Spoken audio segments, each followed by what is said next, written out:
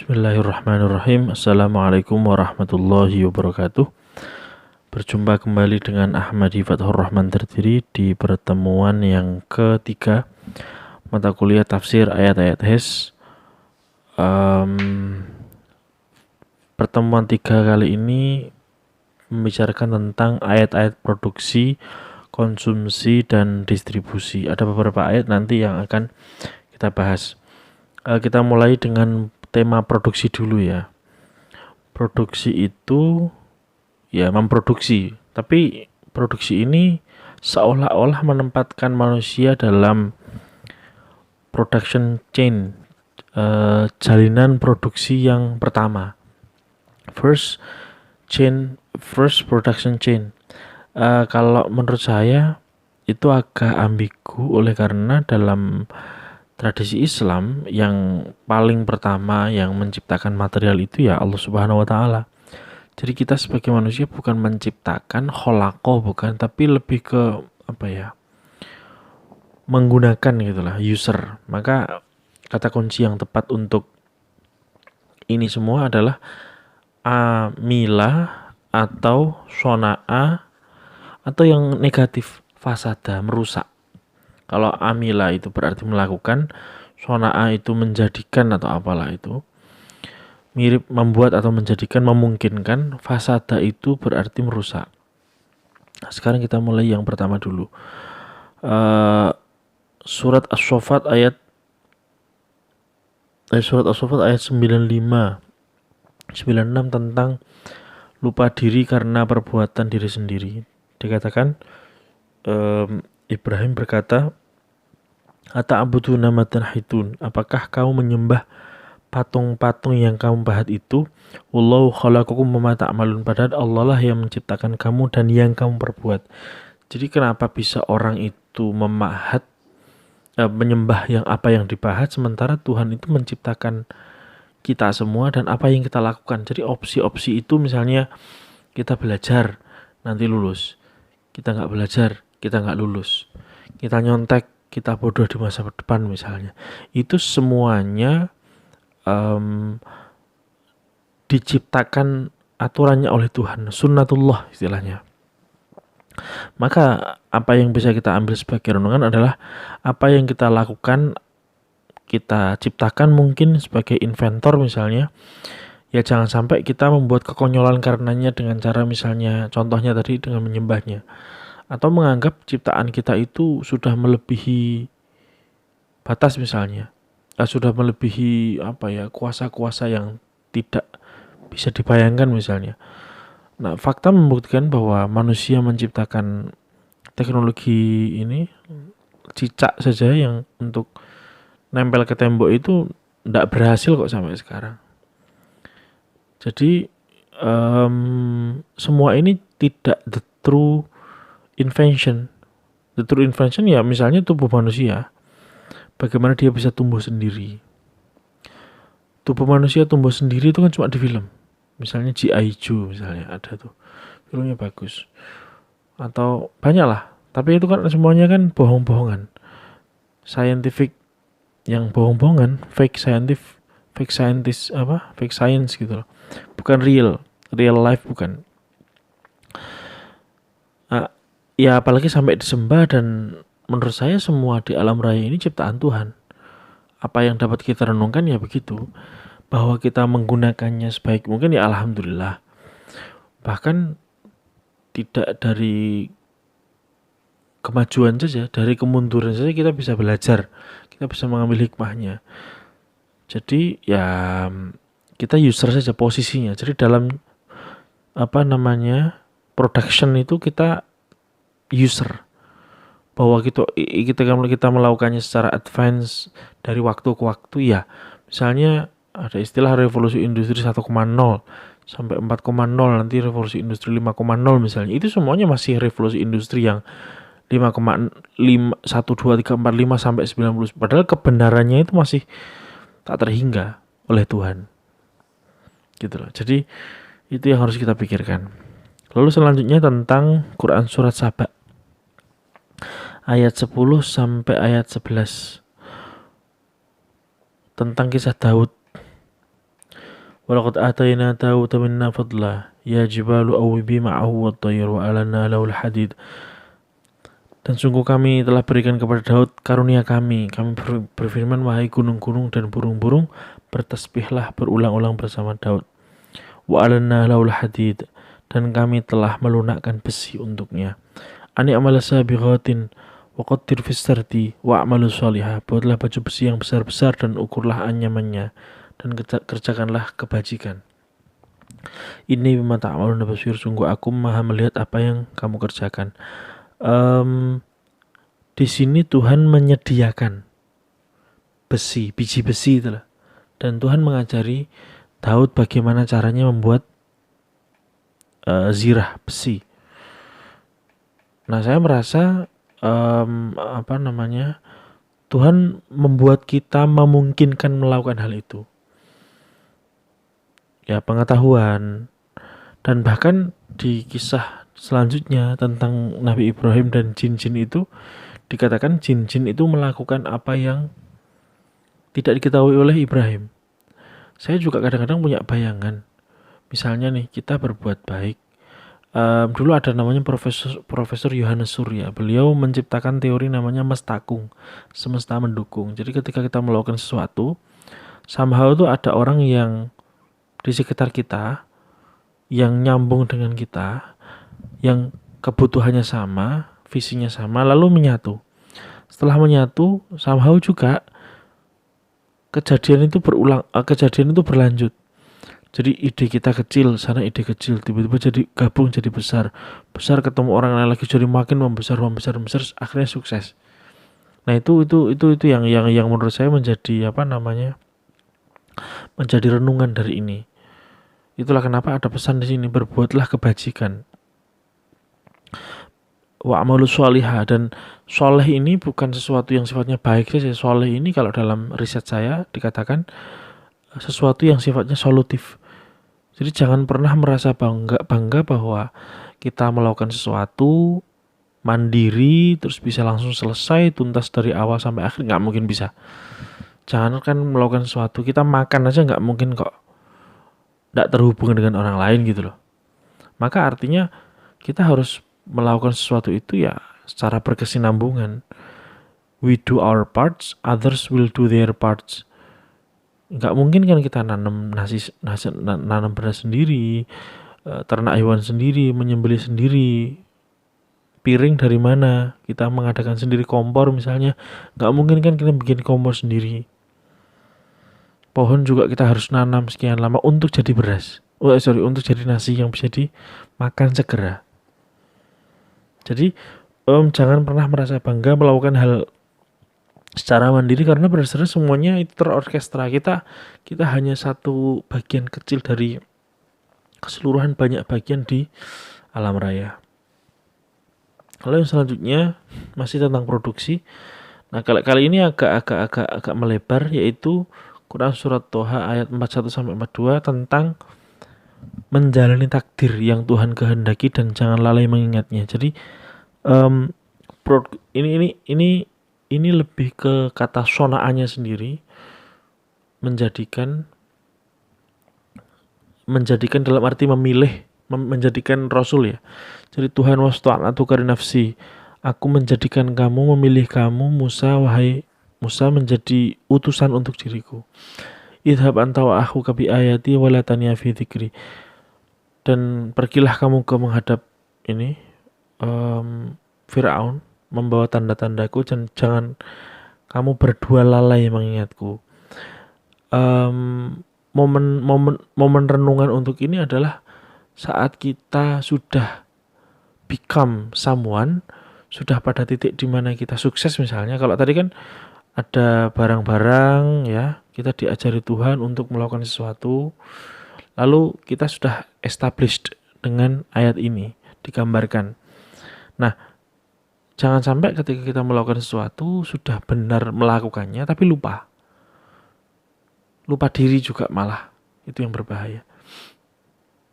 Mungkin di antara kalian ada yang bertanya, apa iya sih Tuhan sebegitu sebegitu merasuk ke dalam kehidupan kita, ya silahkan dicoba sendiri, silahkan dicek sendiri. Kalau saya percaya begitu. Jadi tangan Tuhan itu bekerja dalam sunnah-sunnahnya. Kalian misalnya silahkan dibuktikan lah. Kalian misalnya sukses ya. Terus ada orang yang sukses misalnya. Ketemu itu wajar. Tapi kalau ada orang sukses misalnya, terus ada orang nggak sukses, jahat pula. Kira-kira orang itu berjodoh atau berteman, sekedar berteman aja kayaknya sulit. Karena masing-masing punya filter sendiri-sendiri. Nah, itu yang nanti relevan dengan wallahu khalaqakum wa ma ta'malun, dan Tuhan itu menciptakan kamu dan apa yang kamu lakukan. Ada kita punya filter. Misalnya contoh sederhana lah. Kalian kelak pengen nyari jodoh.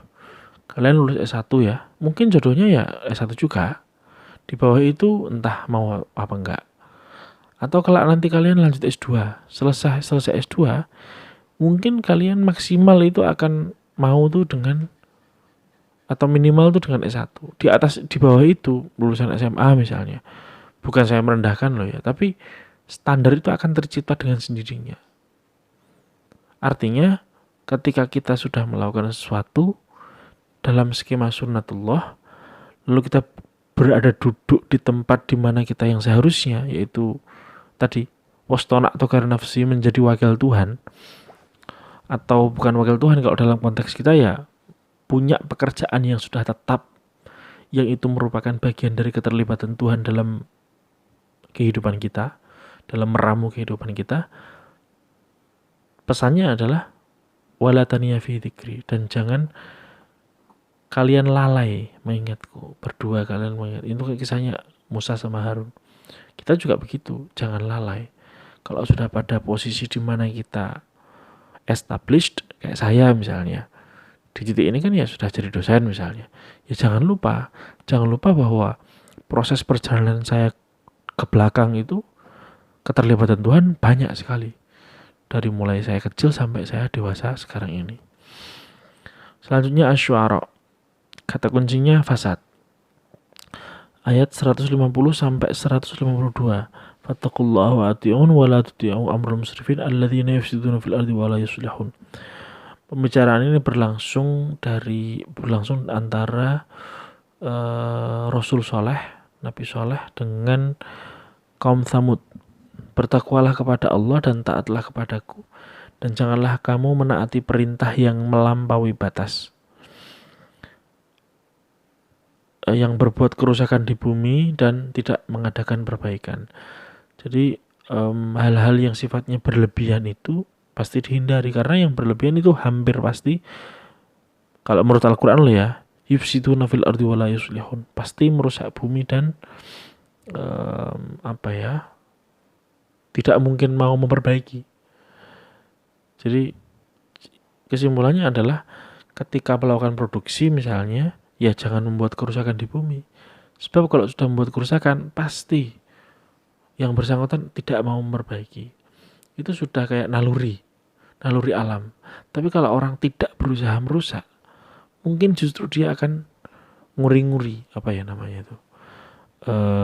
mau menghidupkan, mau merawat dengan baik. Nah, jadi jangan sampai kita menjadi orang yang berlebihan. Dengan berlebihan itu kita menjadi orang yang merusak, dan saat sudah merusak kita sulit untuk mau melakukan sesuatu yang bermanfaat. Oke, tadi yang produksi ya. Sekarang yang konsumsi. Nah, dalam hadis dikatakan kulu waddakhiru watasaddaqu, makan, simpan, sedekahkan. Itu di Sahih Muslim, nomor hadisnya 3643. Ya sama seperti yang ada di hadis ini, di Al-Quran juga sama menurut saya, di surat Al-An'am ayat 141. Rumus konsumsi itu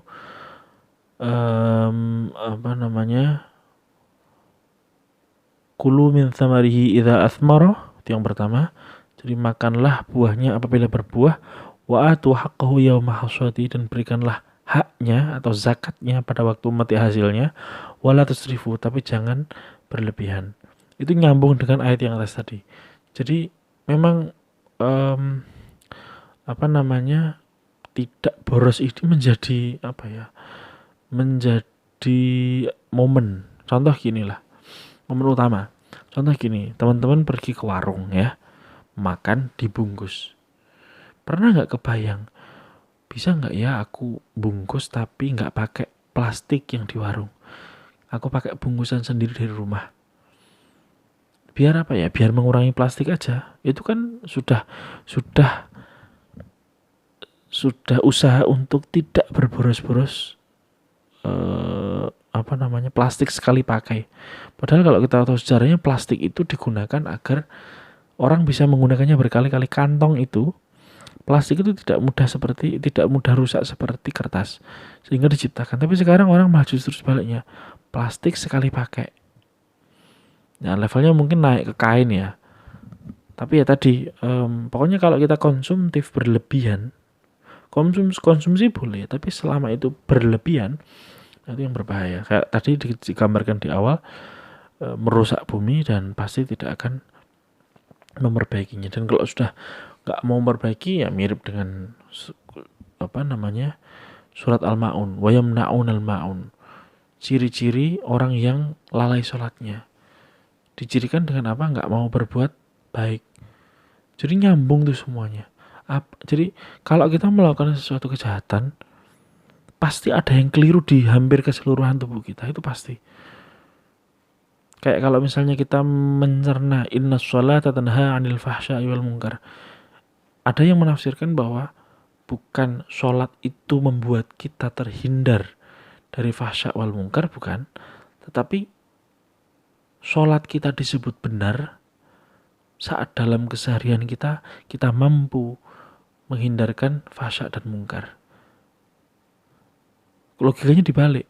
Ada yang bilang seperti itu, dan menurut saya rasional juga. Karena ada yang banyak ibadah juga banyak maksiat juga tetap aja. Banyak zikir, banyak sombong misalnya, takabur misalnya, itu juga banyak yang kayak gitu. Nah, saya merasa logika dibalik itu benar. Dalam arti untuk kebutuhan penafsiran yang lebih menyeluruh. Nggak bisa dong sholat tapi maksiat jalan.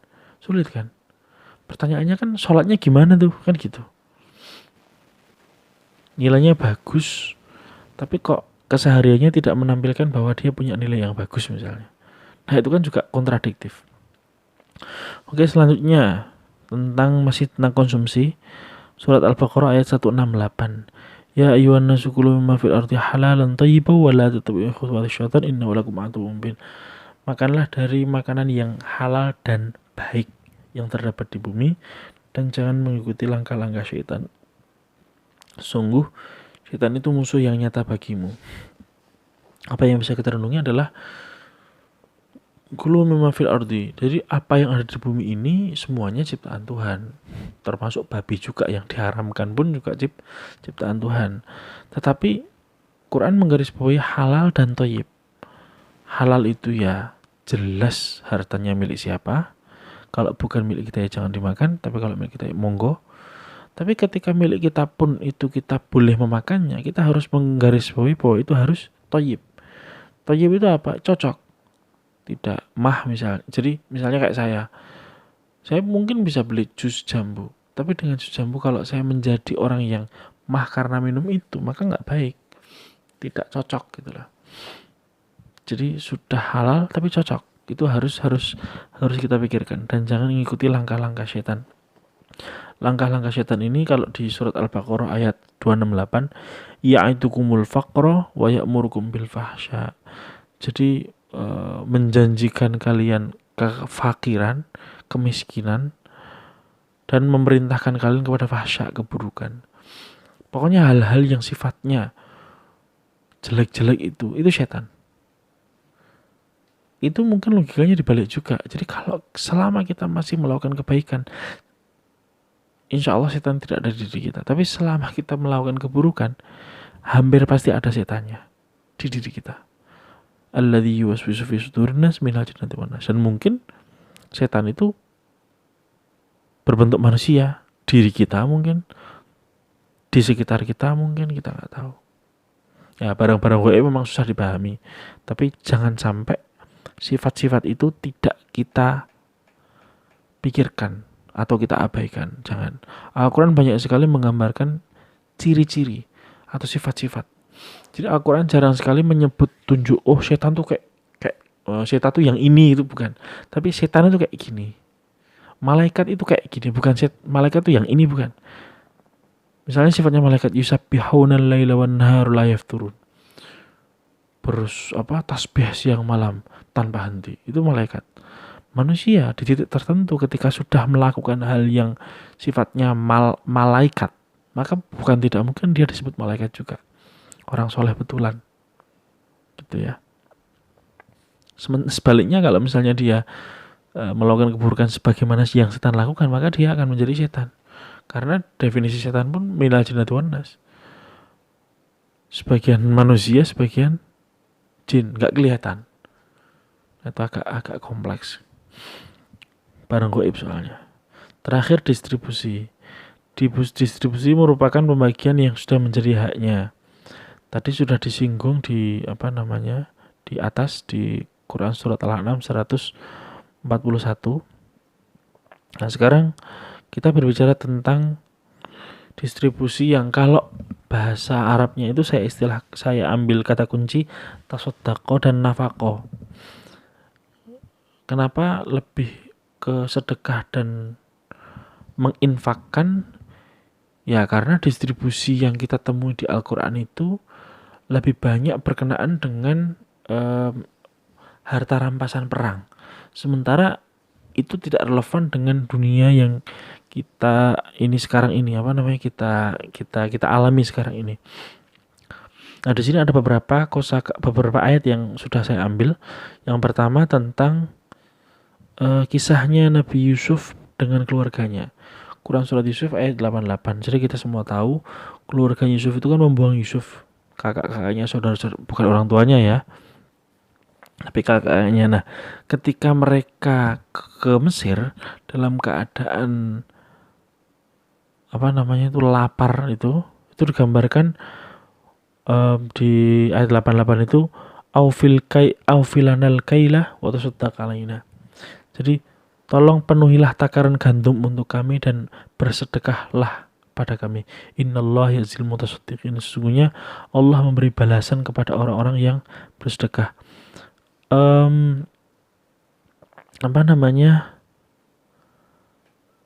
Ini dilema sebenarnya. Oleh karena dulu Yusuf itu pernah didendam, pernah dibuang. Ini bahkan orang yang pernah membuangnya saja meminta pertolongan pada Yusuf.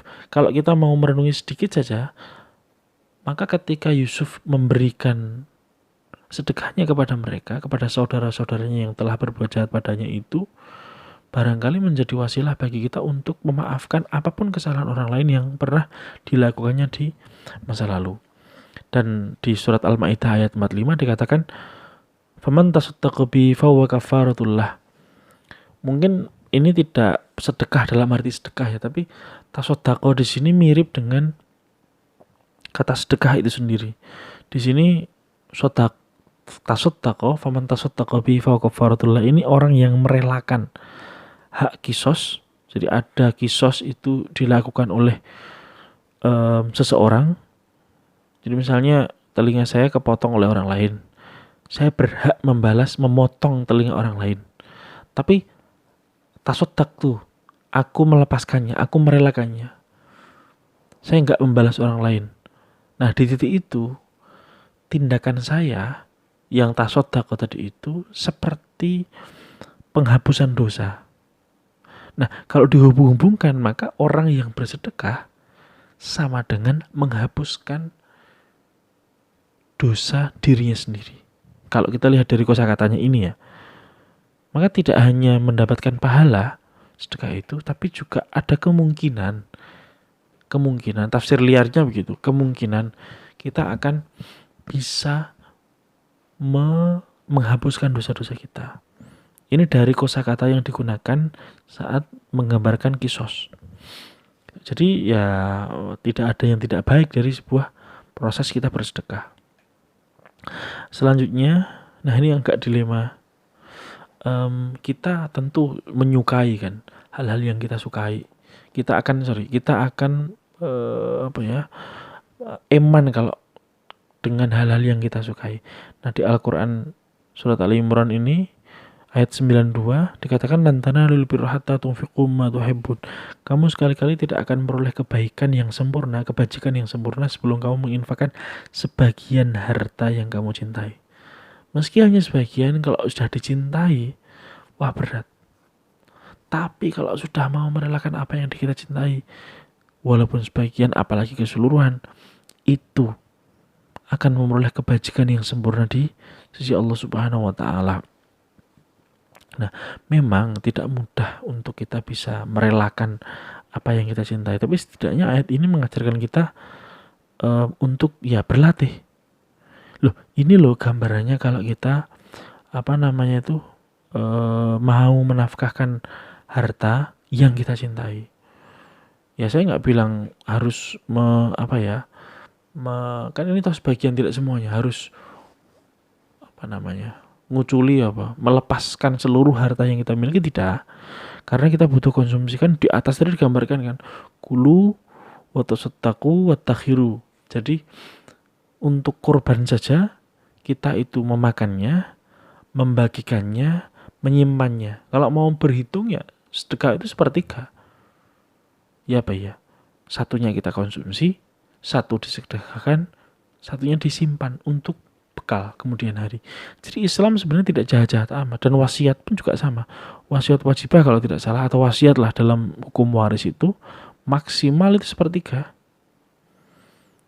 Artinya Islam itu tidak all in gitu loh, kayak udah kita sufi, kita nggak punya apa-apa, udah kasih ke orang lain semua. Nah, nggak bisa. Islam tetap menghargai hak-hak syahwati yang yang ada hidup di kita. Kita tetap boleh menikah, kita tetap boleh makan, tapi ya tadi, menikah ya bagaimana melakukannya, makan ya bagaimana melakukannya, punya harta ya bagaimana caranya mendapatkan harta itu, bagaimana distribusinya, bagaimana. Jadi banyak hal yang harus kita pikirkan sebagai seorang muslim yang memahami agamanya dengan baik. Maka hukum ekonomi syariah dalam hal ini, teman-teman belajar tafsir begitu, itu tujuannya untuk menyelimuti atau mengkerudungi amal-amal keseharian kita dengan ayat-ayat Quran. Se-Islami mungkin, tidak akan mudah, tapi itu worth doing, worth practicing. Jadi layak untuk dipraktekkan sehingga di kemudian hari itu menjadi akhlak, menjadi tolok ukur atau keseharian kita. Awalnya pasti berat. Jangan nantilah di research di Google atau di YouTube atau di mana begitu tentang membangun habit. Itu mungkin lama sekali. Katanya 21 hari. Dan kalau dirangkum itu 20 jam. Ya, satu hari 1 jam itu sudah membuat kita bisa punya habit. Itu ilmiah kok. Itu ilmiah. Jadi ada orang yang sudah lari terus nggak pernah lari, itu mesti gelisah rasanya. Ada orang yang, teman-teman silakan cek, tanya bapak-bapak dosen yang hobinya main tenis hari Jumat. Itu mereka kalau ditanya nyaman nggak kak kalau nggak main tenis setiap Jumat, pasti nggak nyaman. Orang-orang goes yang suka naik sepeda sama. Nah, semacam itulah. Pokoknya kita perlu memikirkan apa yang bisa kita lakukan untuk hidup kita. Meskipun itu dimulai dengan latihan. Seperti yang kita renungi dari ayat lan tanalul birra hatta tunfiqu ma tuhibbun. Baik, demikian apa yang dapat kami sampaikan dari ayat-ayat produksi, konsumsi, dan distribusi. Semoga memberi manfaat. Akhirul kalam, wassalamualaikum warahmatullahi wabarakatuh.